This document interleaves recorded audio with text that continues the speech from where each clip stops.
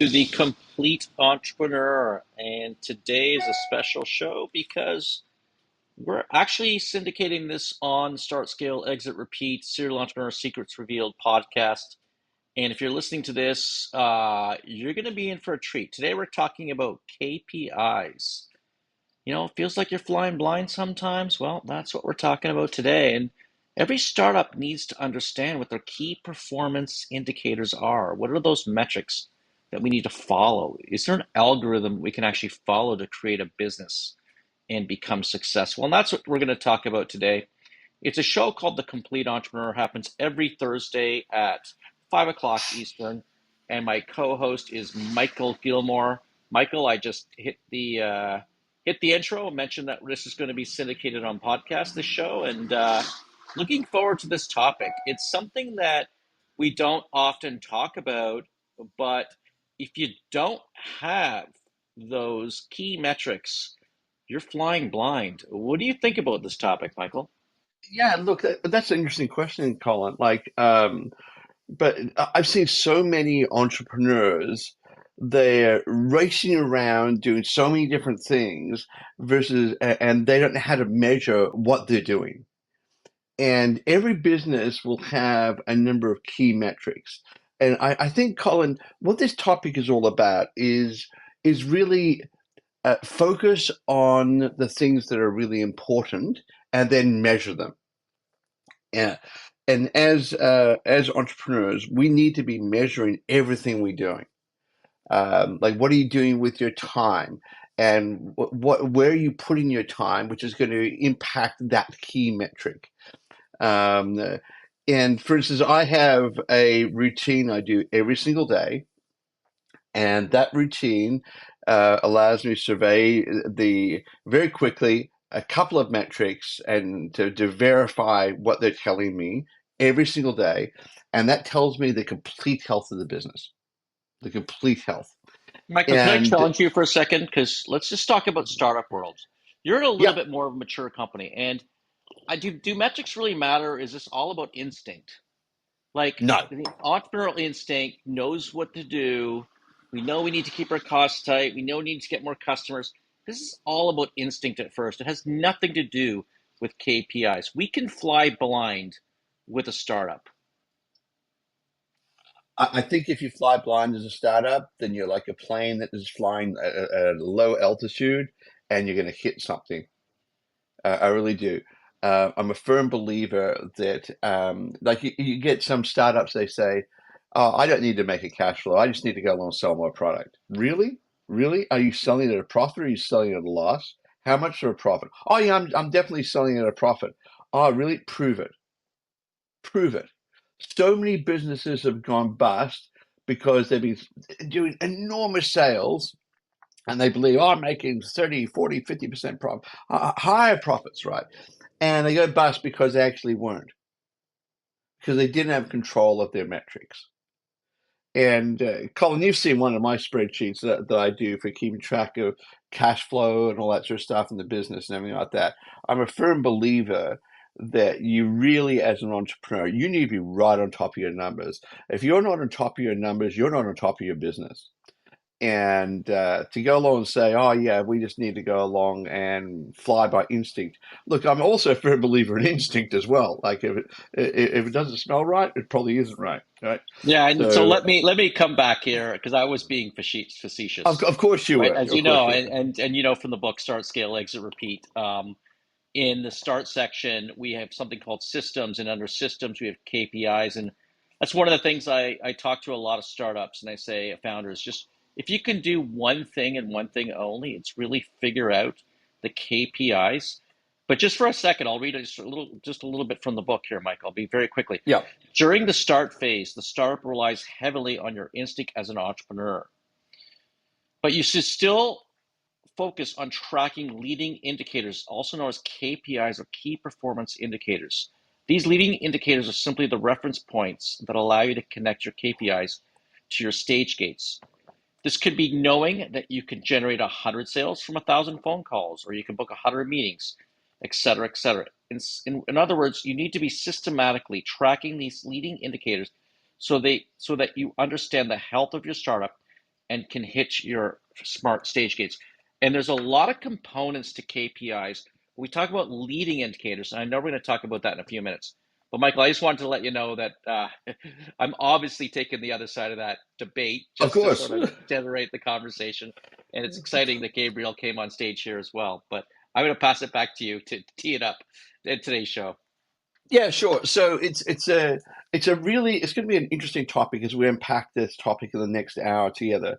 And it's be great to have other people up on the stage here with us. Gabriel, it's wonderful seeing you up here. We'll come to you in a few minutes. But just to open up the whole sort of session, for those of you in the audience, you're on the Complete Entrepreneur, the show. The Complete Entrepreneur has been running for a couple of years now, I think, Colin. And and it's a show which is unpacks not just the business side of entrepreneurship, but what does it mean to lead the life of an entrepreneur? The stresses, the strains, the emotional toll that it can sometimes take as an entrepreneur on your life and your loved ones, for that matter. And it's a show we run at Thursday at 5 p.m. Thursday Eastern Time every single week. And it's a show that both Colin and I, particularly, we're very passionate about entrepreneurship. I've been an entrepreneur. I think I started my first business when I was 16 years old. I raised some debt capital and for that business and moved it forward. I learned so much from the experience. But 40 something years later, I'm still running businesses and still as energized as ever about entrepreneurs and entrepreneurship and wanting to help the community out in any way possible. And this is one of those expressions of it. But today's topic, we're taking a look at um, something that's really going to be really quite interesting. It's what really basically the essence is what are your business's KPIs and what drives them? Where if you can put effort in one area, you get a 10 times return on that effort, but you put effort in another area, you get a 1 times return on the effort. What is your KPIs and really what drives them is so important to understand as a business owner. But so anyway, so if you're in the audience, you're saying, "I'd love to be able to come up on stage and contribute to this topic." Please put your hand up. It'd be great to have you up here, just like Gabrielle. So I want to come back across to Gabrielle. Gabrielle, kick us along. I'd love to hear from you. Hey, Michael and Colin, how are you guys? So I've been a little busy. I'm building a digital bank, and we have other um, services that I'm gonna talk to you guys in a little bit. And I think I talked to Colin couple months ago, but right now I'm pitching tomorrow my startup with 200 plus investors right here in Orange County, California. And then I've been talking to investors and everything. And well, from people like you guys, people with experience, um, I'm a good software developer, you know what I mean? But I'm not a good business. I never built a business in my life, you know what I mean? And a lot of these angel investors, sometimes they don't want to help me financially because I never built a business before, you know what I mean? So I was wondering what you guys what should I do? Should I find like a founder or someone who built a business before? Because I'm building a digital bank and it's gonna be focused on the emerging markets on Mexico. And then also we're building like a venture capital software where we're gonna borrow money to startups in Mexico. It's gonna be like really easy to get funding from startups, and they can pitch it online, and they can get money right away, and they don't have to pay money like all all the apps that we have now. Like if you want to pitch it, you have to pay like 350, and this one they give you money first, the investors, and then at the end you can use pay. And then also we have a I'm building a software. Well, this one, it's a real complicated in the legal stuff. I'm building like a real estate crowdfunding software where real estate developers in Mexico, like Puerto Vallarta, Tulum, or later on it's going to be global. They can get crowdfunding, in their real estate um, projects. Let's say a real estate developer is building a huge building. Um, they can build it, and then they can get funding, from investors, global investors, and then we're gonna grow that real estate marketplace little by little. But I was just wondering, you know what I mean? Because investors, they know my demo, they know my prototype, they know that I'm a good software engineer and I have a good team. I have around 4 guys, but I never built a business in my life, to be honest. I used to manage a landscape company. I used to manage like, I don't know, 20 guys, but I don't know. I never, but I have the book and I'm reading it every day and I like it, but sometimes I get really confused, because everyone talks about experience, everyone is like, oh, you have to have experience. I built a business 20 years ago and I've been building and building businesses and then getting IPOs and all this kind of stuff. And I'm like, oh, what's an IPO? Of course, I know what's an IPO, but I was just, you know, I don't know, to be Ga- honest.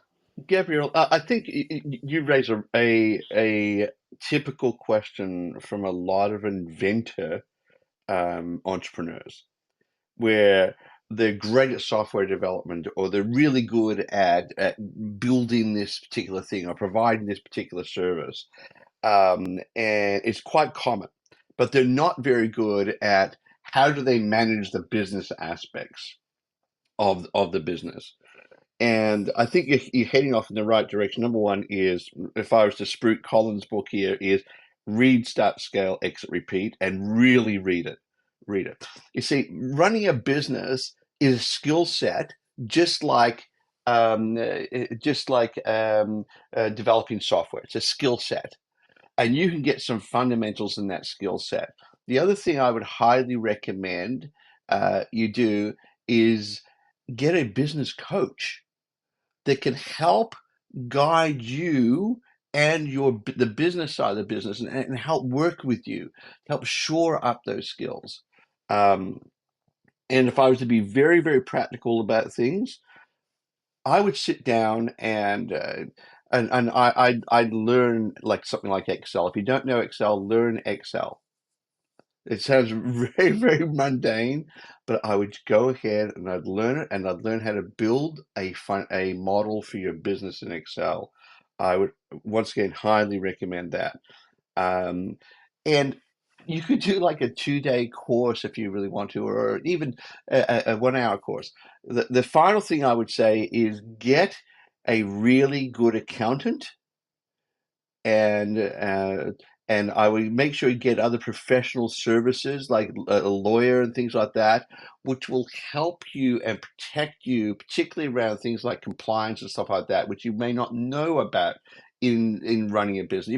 You may know how to run your software business and all that sort of stuff, but you don't know about some of the compliance issues you may have to be across, and all those sort of things. So it's really it's looking at yourself. And one of the best things you've done is you said, look, I lack skills in this area. A lot of entrepreneurs, they convince themselves they're experts at the business side of their business.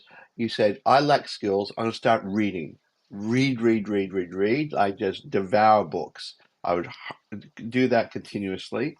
And starting with Collins is a good place to start. Um, and then get good people around you, really good people around you, and people that you can trust. By the way, I'm a firm believer, if you can't go along and share with your accountant like you share with your doctor, then get a new accountant. And same thing with lawyers. They can only help you out as much as you are transparent with them. Be very transparent about everything. You pay them, they work for you. Be transparent and get great advice. Colin, do you have some other thoughts for Gabrielle there? Yeah, well, first of all, if you're in the US, Gabrielle, there's an organization called SCORE. And what Michael was talking about, getting a coach, you should definitely apply. It's absolutely free. It's put on by the Small Business Administration. And they have a statistic that you can increase your chances of success by more than 3 times. The next thing I'll say is you're walking into a pitch And you remind me of a company that I recently invested in, and pretty heavily, by the way. Um, and yeah, and I'm a little bit frustrated with the CEO, Gabriel. And don't take this the wrong way, but he's very like you. Like, he's a genius, and he loves his product, and he knows how to build a great product. And every time I get on a call with him, he's showing me this new feature, that new feature, and this new feature. And let me be very clear: when you start walking down the raise the money path, features, like, they're, of course, they have to know and have confidence that you have the best product in the world to serve a particular market segment and solve a problem. But that's sort of like, you got it or you don't have it, and what people want to see, what these investors want to see, are KPIs. And I know we're coming back to key performance indicators here. They want to come back to a understanding of, okay, you've now proven your model. You now have X customers doing a digital bank that have X amount of revenue. Your cost of acquisition is X. Your lifetime value of customer is X. They want to know exactly what it costs to acquire a new subscriber, the value of that subscriber for the life of the subscriber. There are many other metrics depending on your business model, but there's a virality metric in some situations. There are ARPU, Colin, average revenue Colin, per user. There's a lot of metrics. No, but let me finish, Michael. But you need to walk into an investor presentation having all of this down. Do not walk in. I recommend highly don't walk in to any investor presentation unless you've got your key performance indicators locked down. And key performing indicators, they are more, like, I tend to suggest to startups, they focus more on the leading indicators, but there's also those other indicators that we need to track, those lagging indicators as well. And those are the ones that investors are going to look at. So they're going to look at your company and they're going to say, clearly, he's got everything I need to invest in this company. He's got a cost of acquisition of X, a lifetime value of X, ARPU, churn, all those things are in line with my business models. Therefore, I will invest X, and that X will deliver X lift for the company, and both you and the investor will be very successful. I was about to say, Colin, you're actually just talking right at the topic of today's discussion, which is KPIs. Is when you go to an investors meeting, Gabriel, as Colin was saying, you've got to know your KPIs. If I, without even thinking about it, I'd be saying exactly what Colin's saying is, what's the cost to acquire a customer? What's the lifetime value of a customer? I'd also want to know what's the attrition rate. In other words, a customer stays with you, say, for 12 months, or they stay with you for 1 month. In other words, they try it out and they go, wow, yeah, not very good at all, really. I'm out of here. Like, how long are they staying with you? And there will be an attrition rate in a situation like that. And but also, like, that knowing the value of the customer is so important. Let me come back to something. I remember a number of years ago, and by the way, Gabriel, it's fabulous. Like, I wish you all the best. Like, doing a pitch Thank you. in in front of like 200 people is got to be one of the most stressful things you could possibly do in your life, almost. Yeah, it really it can be quite nerve-wracking, and particularly if there's a Q&A at the end of your pitch, Yeah. and to make sure you're really fired on, um, like, fired up about what the numbers are.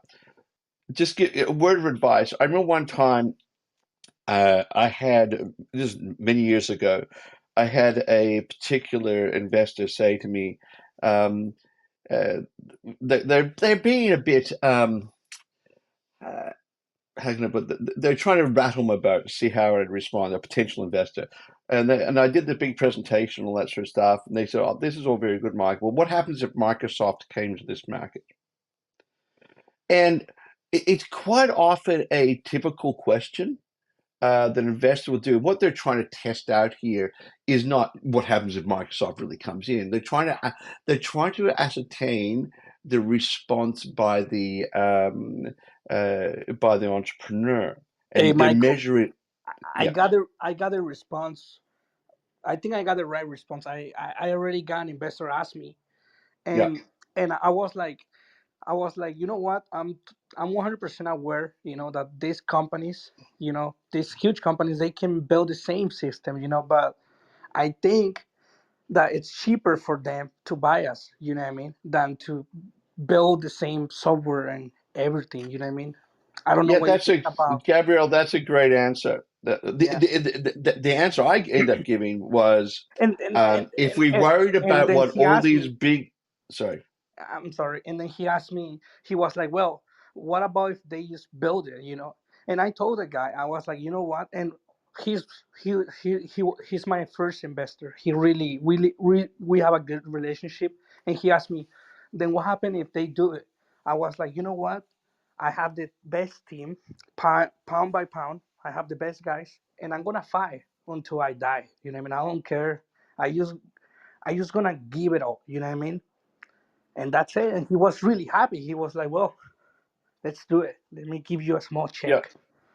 Yeah, it's an interesting thing. So the response I ended up giving to the particular potential investor was, if we're all going to go and say that Microsoft may come in or Google may come into this market, or whatever it is, then no one will invest in anything. So what the heck are we sitting here for?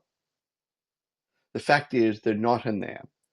And yeah, so you need to understand, from an investor perspective, they've got a pool of money. They actually want to invest. They actually want to invest, but they're wanting to invest in not just the business. They're wanting to invest in the person, and has the person themselves.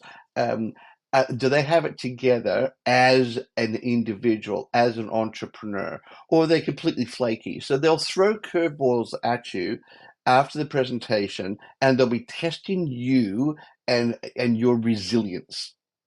That's the thing they're going to be testing. You see, as an investor myself, I want to know I'm investing not just in a business, but I'm investing in a person. And that's why the show is there, called The Complete Entrepreneur. Is the person's personal life, for instance, a complete mess? And so it's going to be a massive distraction for them focusing on the business. And Or Michael, there's um, all these things which are really important for me anyway, as a potential investor in something as well. and also he asked me a really weird question. He asked me, "Hey, Gabriel, what's your exit strategy?" And I was like, "You know what? I'm I'm I'm focused on growing my business 100%. I think the exit strategy it's gonna take care of itself." He was really surprised. He was like, I was like, yeah, and because let's grow the company, let's grow it, and then it's gonna take care by itself.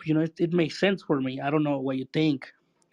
Um, That's an yeah, interesting question. Over to you, Colin, Yeah, on that. Gabriel.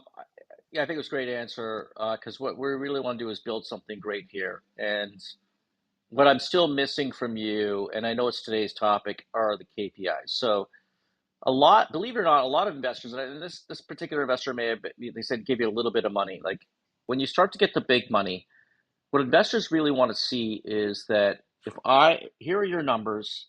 All I need to do is inject $5 million, and you can acquire 10,000 subscribers that have a lifetime value of X and ultimate valuation of Y or whatever, and then we can exit the business and we all make 10x our money.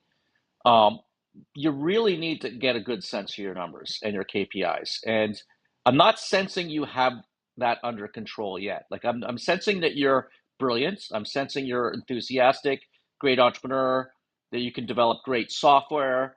But I'm not understanding. Like, do you think that you are comfortable, walking in and pitching to a VC, that you've got all the numbers locked down?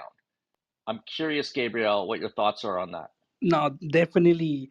Um, Let me tell you, I have a business plan that I can share with you guys, and I, to be honest, the KPIs, I have like half, you know. For example, I have my marketing costs, my my team, and then I have kind of all the thing, and then also I have like a little financial projection of how much money do I need to make certain amount of money. For example, right now I'm talking to angel investors, but my final amount I want it's $18 million, and I want it, and then my software is gonna be able to make around, I don't know, in revenues it's gonna make around 40 something, and then but this is every year, you know, and then little by little we're gonna grow. And I have like the cost for my clients, you know, but like the retention and how much time they're gonna stay with me, I don't know, to be honest. There's a lot of stuff that I don't know. I don't I'm right now I'm watching YouTube videos about finance because I don't know a lot about finance and EBITDA and all that crazy stuff. And and but yeah, I'm not 100% clear on my finance on my numbers, to be honest. And Yeah, if they no, I ask could me, tell it. I i mean, i I think you can I'm sense gonna that, fuck it up. Gabriel. You can sense that. And when you say, might want $18 million, no, no, no, no, no, no, no, slow down. Every response has to be definitive. Okay, so if I'm in your shoes, Gabriel, I'm saying we would like to raise $18 million. We'd like to raise $18 million because we know that by investing $12 million in acquisition at a cost of $400 per subscriber will generate 10,000 subscribers. And here's our evidence of that. Here's what we did in the past. We proved that concept. All we need to do is raise the money. It's got to be definitive. It can't be ambiguous. I think you're a genius and humble at the same time. And I'm concerned that you really have to lock down those numbers. Michael, am I on the right track here with guidance? Oh, absolutely. Yeah, it's knowing those numbers are absolutely critical. Particularly $18 million is a big chunk of money, right? And like I know you're talking to angel investors now, but one of the things you could say to an investor also is help de-risk what they're doing, which is this is the pathway, this is the cash flow across the next 5 years, projected cash flow. This is how we're going to go along and reduce our acquisition cost to customers across this, and this is the things we're going to do along the path to do that. This is how we're going to increase the amount of revenue we're getting from customers, and this is the path we're going to do that. And by the way, we need $1 million now. In end of 12 months, we need $5 million. Then we need $10 million at the end of 2 years or something. Whatever. But you create a story which is believable, and also you create a sense of you have things completely nailed down and you actually understand exactly where you're headed. And by the way, with this, Gabrielle, you haven't talked about the product at all. You actually haven't talked about the product. You haven't said we've got this particular feature and it's so much better than competitors and all that sort of stuff. You really haven't talked about that. What you talked about is the KPIs.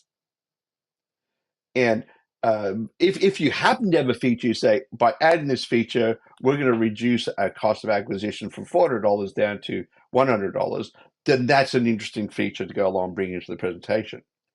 But the other thing is that what is the one-page summary of the entire business? What is the 5-page deck? And then behind the 5-page deck, you're going to have 50 pages of appendices, which backs up the 5 pages with real hard cold data and everything like that, so that no one's going to go along and say, "Oh, Gabriel, sounds really good. Here's $18 million." No one's going to do that, and they're going to want to have some hard cold facts. And the job of an entrepreneur is to provide the investors with those facts. And remember, it's not just, look, I think it's going to do this. It's hard, cold metrics, and you've been tracking them, your KPIs, key performance indicators. You've been tracking them. And then you're telling the story around what you're doing to change those KPIs in a positive direction for the business. So I hope that helps you out there, Gabriel.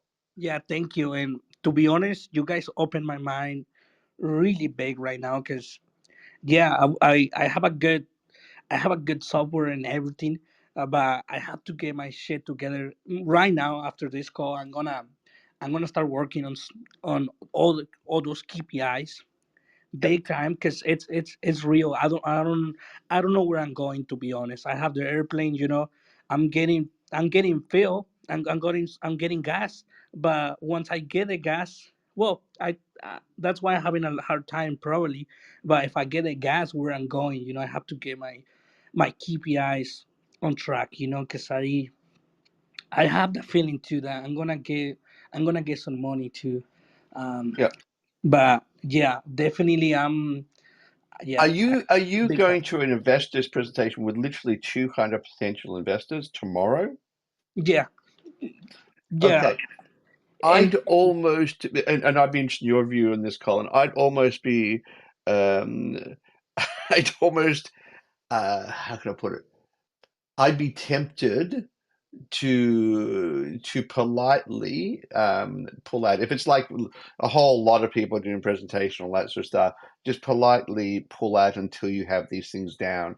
Otherwise, the investors may see you again in another context, and uh, they won't listen anymore because they say, "I've seen I, this." I mean Um, the thing, Michael, it's that right now I'm just looking for about 300 yeah, to buy some technologies because I have yeah, the demo and the prototype, but there's a lot of technologies that they already patent, and it's gonna take a lot of time to us to build it, and we can just buy it. We can just buy it, and I'm just looking right now for um tomorrow. I'm meeting a lot of wealthy people, to be honest. I I already have like a relationship with about two angel investors and a VC, and they know me. We already talk. They're Some of these guys, they borrow me a little money, like Colin was saying. They borrow me like 25,000, like small amounts, yeah, because yeah, I'm raising the 300 or something to buy the technology, and then after that, once we have the thing, then I'm gonna raise, like you guys say, the $18 million. But it's gonna be together permits, and it's gonna get together credit card, software thing, and we have to talk to Visa or Mastercard. I don't know who's gonna help us. Um, so stuff like that, So let and me just yeah, offer a slightly different version, Michael, because I was on your path as well. And it sounds like this is inevitable. So if you're going to go down the path of making this presentation to 200 investors, do your demo. You're comfortable with that. We already know that. You're going to kill it with that part. And have one or two, just have one slide. If you can just do one slide that has the KPIs, that says, okay, here's what we expect with this application. We expect to sign up X number of people at X cost and that have a lifetime value of X. If you can deliver one slide with metrics or KPIs to back up your demo, that's a huge step forward. That is not enough, but at least that's something before you go in there and just sort of get slaughtered. And I think that's what you're thinking, Michael, right?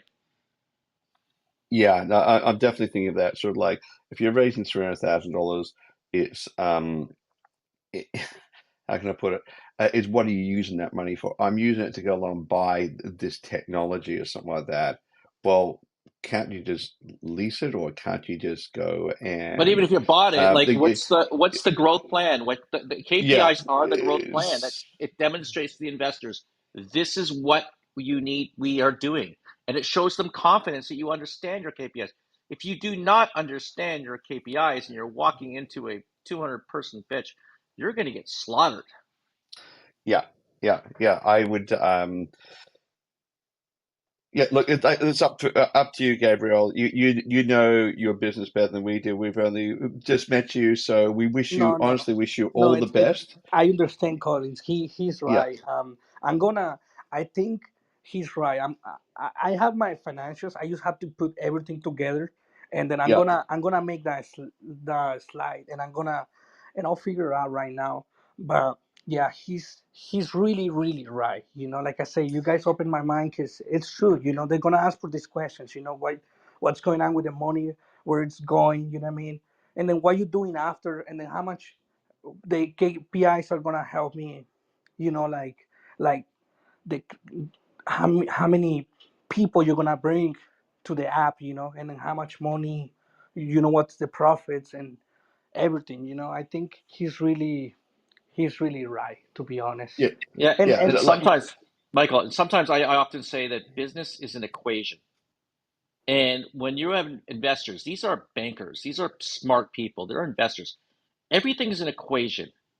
And if you understand the metrics, if you understand how the equation works, you can understand how the company is going to grow, how it's going to eventually be profitable, how it's going to, everything's an equation. And that's it. And then you got to think in their language. You're thinking in your language, Gabriel. You're a yeah, genius. You're technical. You're going to have the best product ever.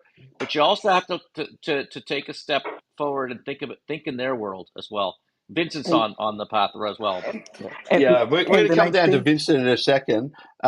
And just one thing, Gabrielle, it just as a potential, let's imagine I was a potential investor. There's a few things I would say to what you suggest you can use with the money for would be, why can't you just go along and do a deal with a company that you need to go along and get some technology from, where I want I want to trial it out for 3 months, and then that point onwards, like do a long-term contract with you to be able to secure this technology. In that 3 months, you can then go along and release your system and get all your metrics and all that sort of stuff and everything like that. Because my guess is a lot of these companies, they'll do a deal something like that. Um, and once again, I'm guessing here. I don't know your business at all. Um, the other thing is this: is if you're raising $300,000, on what valuation you're raising it, you've only got to look at Shark Tank. Like, I know it's a bit of a contrived show and all that sort of stuff. And you get these entrepreneurs in there, and they say, "I'm raising $2 million on a $100 million valuation, and I'm willing to sell 1% of my company, whatever." And it's just ridiculous valuations. And then the sharks come in there and they end up getting it for 40% of the company or something stupid like that, which is even ridiculous on that side as well. So I'm a bit of a cynic when it comes to that show.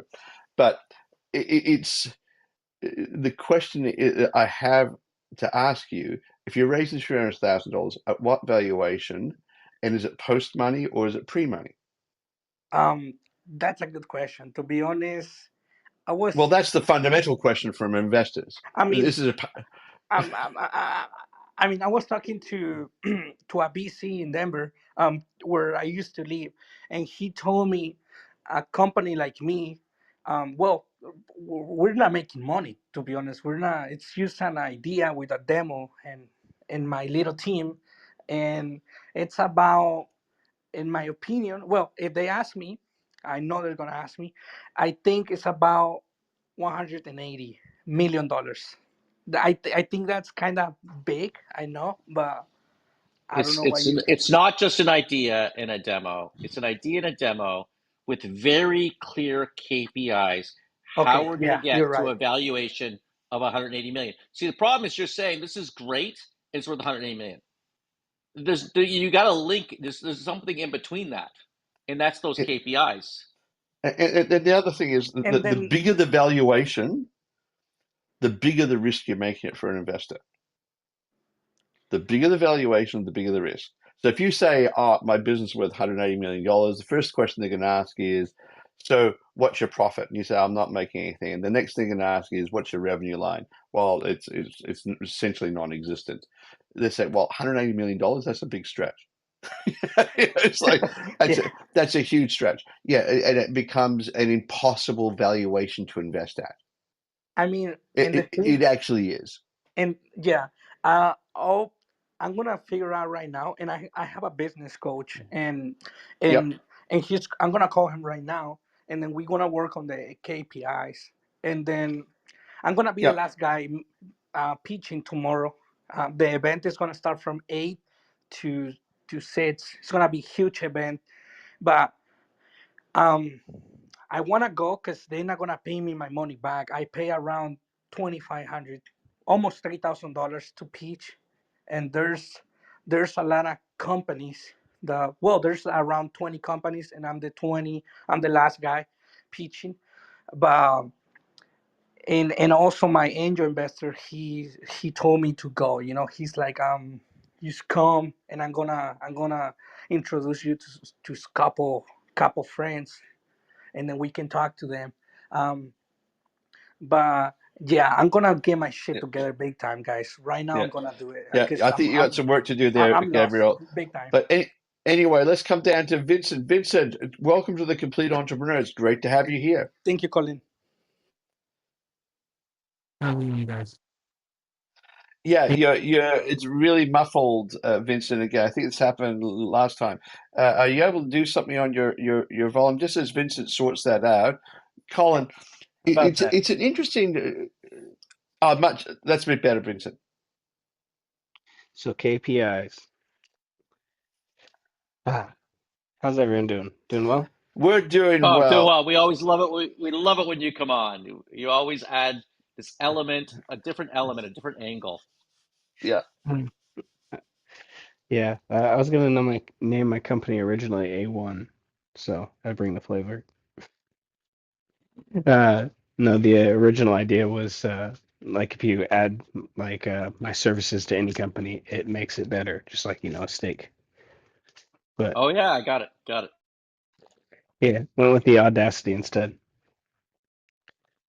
which I'll be launching this weekend. So I've been reviewing my KPIs like no other. Um, yeah, also doing a LLP and uh, fund all at the same time. You know, a little bit. So, what are some of your KPIs, Vincent? Like, what are some Well, of the key KPIs that you're thinking about? the key KPIs. Like, what are Well, some of the I have to Key say. key. key KPIs that you're thinking about? Just hold on 1 second. Bluetooth just went out. Turn it I back just muffled again. I wasn't sure what happened. on.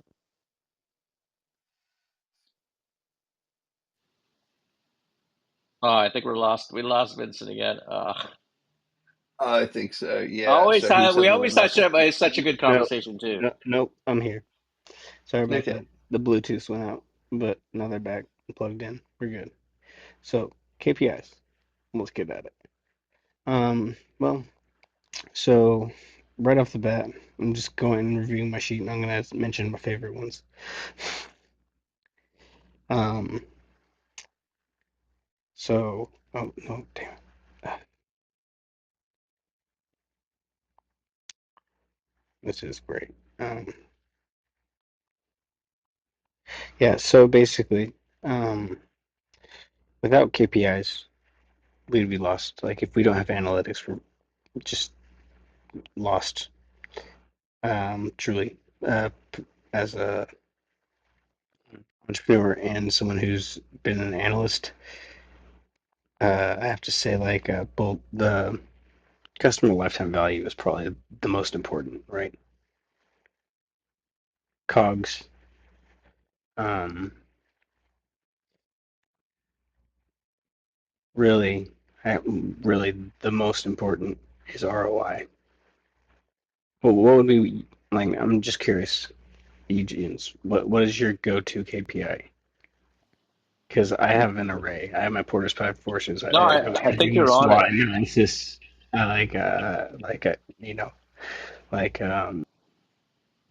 I like my super SWOT, but that's something I developed myself. No, but let's go with this ROI. So ROI is a great sort of like return on investment for investors, but doesn't really deliver a KPI for the business. But what you said earlier, you said you thought your number one was the lifetime value of the customer. And I think that probably is the killer KPI. So if we can break down a company into the cost of acquisition per subscriber, the lifetime value of a subscriber, and discount a discounted money flow, and unfortunately we have high interest rates right now, so that discounted money is a little bit higher than normal. It might be as high as 12 to 18%. Then you can actually understand a valuation of a company or the value can go into a company. So I think you're right about that, Vincent. That you're right. The lifetime value of a customer. Now, how you calculate that is complicated. I'm just curious if you want to add to that. Like, how do you calculate the lifetime value of a customer? Estimates of total revenue and how you can reasonably expect a single customer to account for that. If you want the actual like formula, it's average purchase value to the number of transactions and retention. Yeah, and yeah, I've seen that very similar calculations exactly. So, and if you can't figure it out, because it's really complicated for me too to figure out. Sometimes you now have Perplexity.ai, and you have all these AIs that can help you figure it out. But Uh, understanding that one metric, understanding that one number is absolutely critical when you're pitching a lot of businesses. Probably every business. I'm trying to think. Because we have e-commerce and we have subscription businesses, digital subscription, 100%. E-commerce, yeah, yeah, pretty much. Although they tend to look at slightly different metrics, but I think every business has that concept. It's like, what does it cost to acquire a customer? What's the lifetime value of the customer? How much can I make from that customer based on a net present value of interest rates, if you bring it back? And those sort of three elements are the equation of probably every company that ever existed.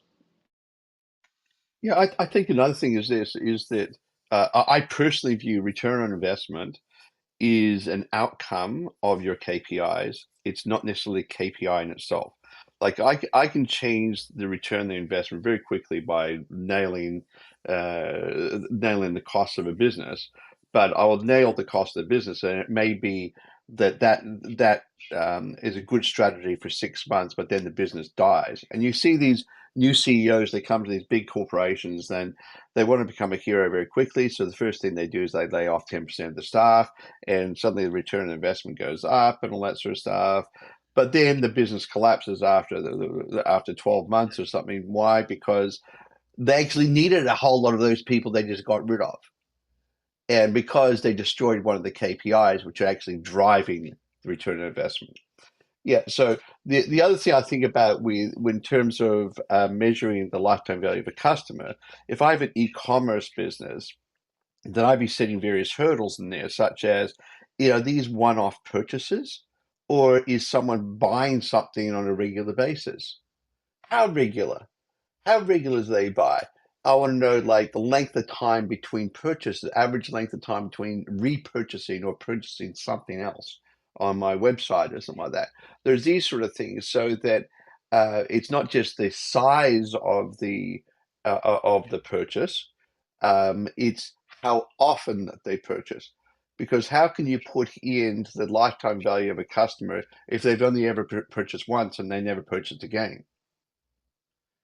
There's no lifetime the, value to that. You value that one at zero. Why? No, but Because well, it's generally like, that's not the the metric. That's lifetime not the value metric, is Michael. the Sorry, Vincent, go yeah, ahead. wouldn't the lifetime value if it's just one, it would just be that flat, right? No, it's not. It's an average of all your customers. yeah, but I would disagree with you on that. If you're building sustainable value all the time, then if you've only had one purchase, then there's no lifetime value to that customer.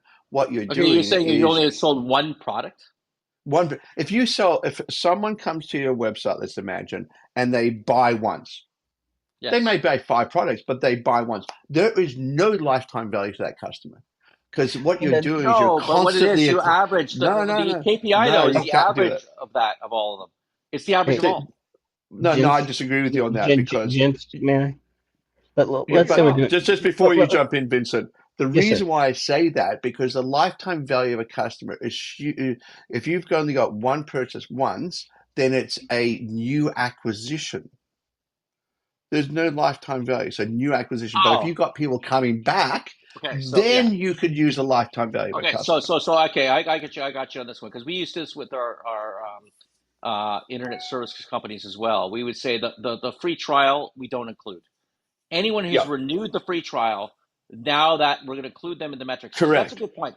Okay, it's very different than yes, that's absolutely correct. If you are running free trials for a particular thing, or it's a first time discounted, whatever, those ones should not be included in your overall metrics for a lifetime Yeah, value.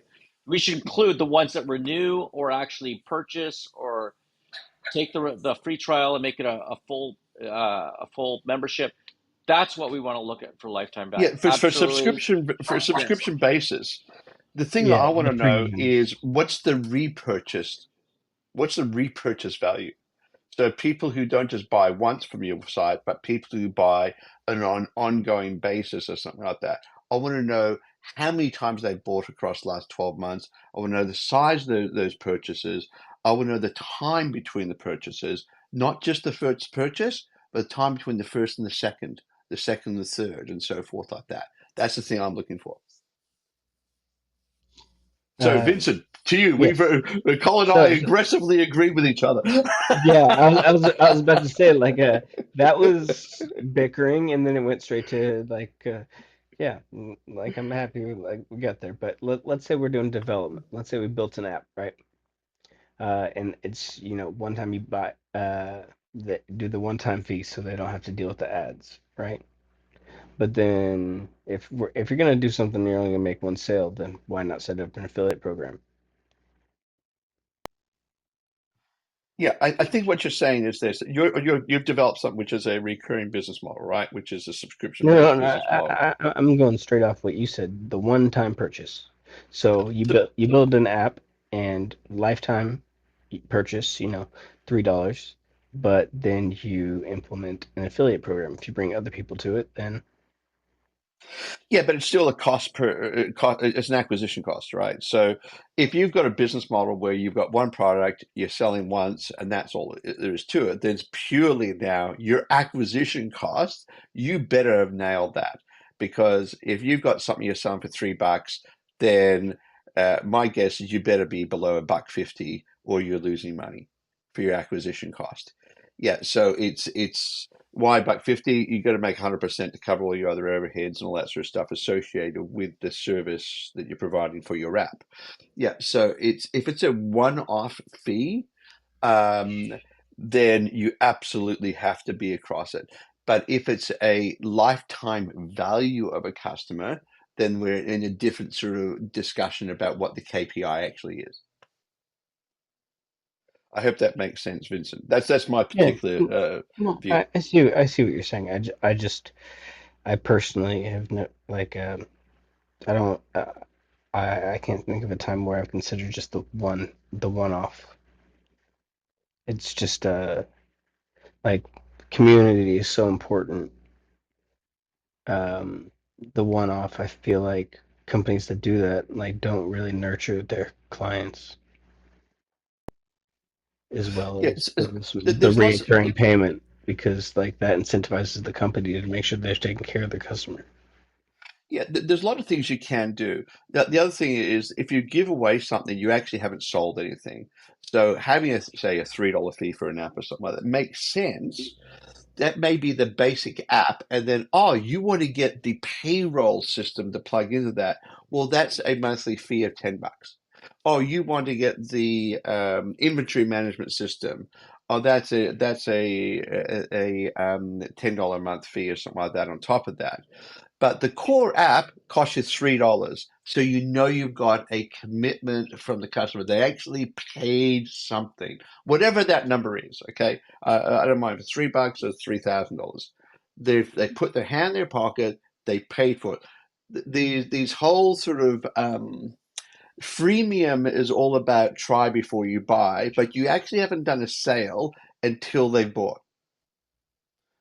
So then you can go along. There's lots of business models where you add lots of other recurring business models on the core product. A classic case will be something like a WordPress or a Joomla, the content management systems for websites, where the actual core system doesn't cost you anything. But if you really want to make it work, it's going to cost all sorts of amounts of money to be able to plug different plugins and that sort of stuff into it that you'll then pay for. And sometimes they're one-off, sometimes they're a yearly fee and all that sort of stuff. But I think the world has definitely gone to, I'd much rather $50 every month than $5,000 once off for the lifetime. It's the subscription model has really blossomed out into all sorts of different methodology, because they're getting that lifetime value of a user becomes much easier to understand, and you can drive your business in a much more intelligent way off the basis of that versus one-off potential mega payments that may happen one day. But that's And just I my I have theory on that.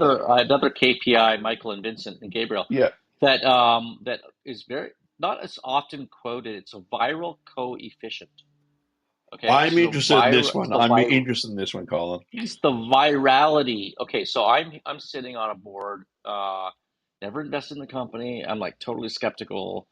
This company raised $8 million. It was called Password Box, and we sold to Intel for I don't know if it's public or not. Geez, I probably shouldn't quote it, but let's just say we sold for a.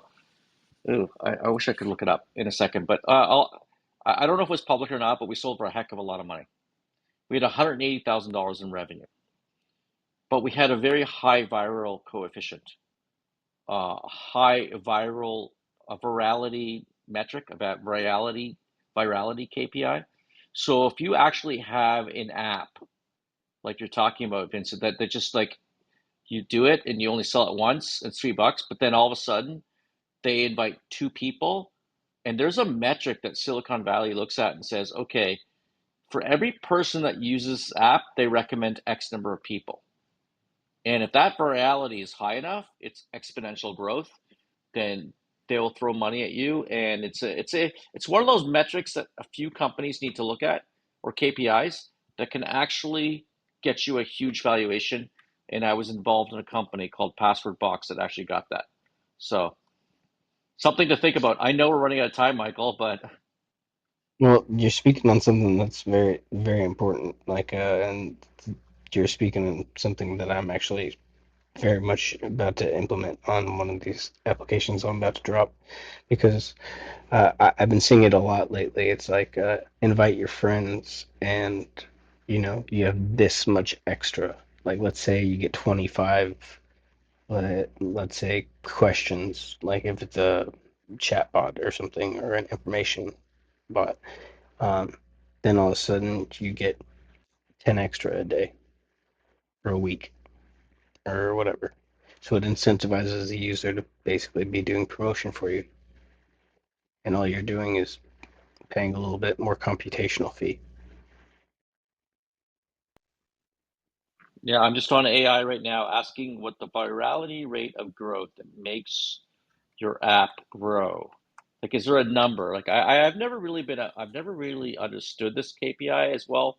Obviously, I never invested in the company. I got paid off as a director, but I never really understood it. So it's an interesting metric because there's KPIs that are all over the place. We never even talked about forward-looking KPIs today around the whole concept of like the number of leads, the number of phone calls, and those are actually more effective in a lot of ways than a lot of the laggard KPIs we talked about today. But we definitely covered a lot of range today, didn't we, Michael? Oh yeah, it's quite an amazing topic, and it's fantastic to have Beth Gabriel and Vincent up here. That's for sure. Looking at KPIs, but an entrepreneur really needs to understand their KPIs.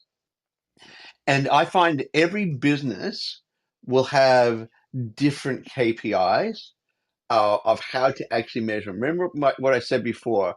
If you're on top of your KPIs, then they'll be reflective ultimately in your profit, return on investment, all that sort of thing. To me, that's an out. I just view my business, for instance, I view the return on my investment and or the return on my equity that I've gotten there. That to me is an outcome of managing my KPIs. It's not the KPI; it's the outcome of the KPI, and it's that's my view of the world, Colin. And I think it's a really interesting thing to come to grips with. And I think as an investor, the thing I want to have confidence around is the entrepreneur really understands what their KPIs are and what drives their KPIs. And they have complete control. They may not have control over a whole lot of other parts of their business very well. It's a bit loosey goosey, like just a startup, for goodness sake. But there's one area they have it absolutely nailed.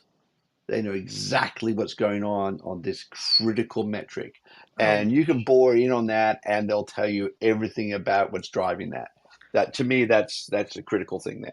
um, Last question, Michael, really quick. In my pitch deck, for the AQ, for the KPI, um, what are the most important things should I tell my investors? For example, I have the CAC, the customer acquisition cost, and then conversion rate, and then ROI, and average.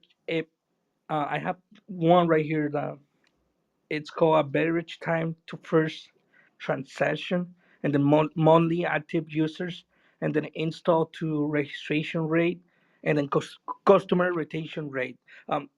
What's I was wondering for a pitch deck, what should I for my KPI?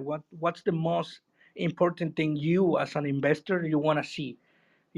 Or I don't know. That was my question. Yeah, that's an interesting one for your business, Gabrielle. Off the top of my head, I want to know your customer acquisition cost. I think you're too early for lifetime value of a user. I really do. I don't know how long you've been going for and how many customers you actually have on board, but I want to know the customer acquisition cost. I want to know where the money is going to go, and I want to understand the projected cash flow earnings. Um, and if it looks like a hockey stick, I'm going to become really skeptical when you get these presentations of if we just get 1% of the Mexican market, then we're going to have like this enormous, we're going to be making huge amounts of money. Or if we just have 1% of the US market, 1% of this, yeah. And people think that quite often entrepreneurs think 1% is such a small number. And to be quite blunt with you, to get 1% of any market is a huge effort. But we're just going to wrap things up right now. Colin, just for you to close out, would you agree with what I'm saying there? Absolutely. And well, it was a great show because we really bounced a lot, and I think we've opened people's minds up that KPIs are not just something the accountants and the investors. There's something that every startup needs to think about, and this is something that we all need to understand.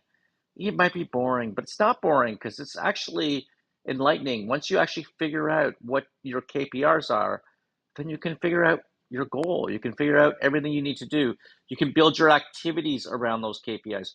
Well, you've been listening to The Complete Entrepreneur. Tomorrow's show, Start, Scale, Exit, Repeat, Serial Entrepreneur, Secrets Revealed, has been canceled.